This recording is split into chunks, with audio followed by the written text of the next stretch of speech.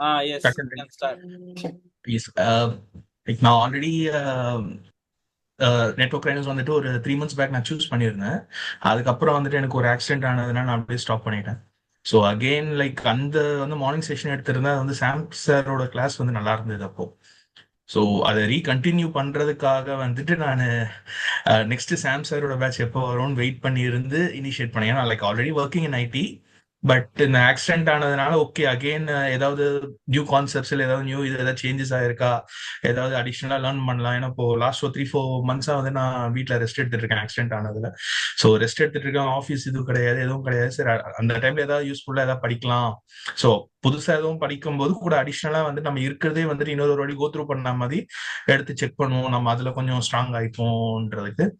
Like இப்போ recent டைம்ஸ்ல working வந்து மோஸ்ட்லி நெட்வொர்க் செக்யூரிட்டியில ஒர்க் பண்ணிட்டு இருக்கேன்றதுனால இதை இன்னும் கொஞ்சம் ஃபண்டமெண்டல்ஸ் வந்து நம்ம ஏதாவது மிஸ் அவுட் ஆயிருந்ததுன்னா நிறைய லேர்ன் பண்ணிக்க பாசிபிலிட்டிஸ் இருக்குன்ற மாதிரி சூஸ் பண்ணேன்.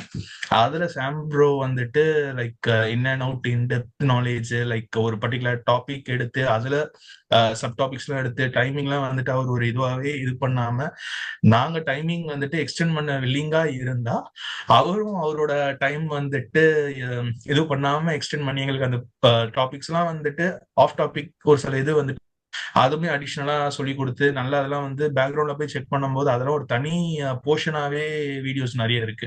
ஸோ அந்த மாதிரி இதெல்லாம் வந்துட்டு நல்லா ஓகே நான் அட்லீஸ்ட் லீவ்ல வந்துட்டு இது ஒரு யூஸ்ஃபுல்லா நான் பண்ணேன்றது எனக்கு ஒரு சாட்டிஸ்பாக்சன் இருக்கு எனக்கு.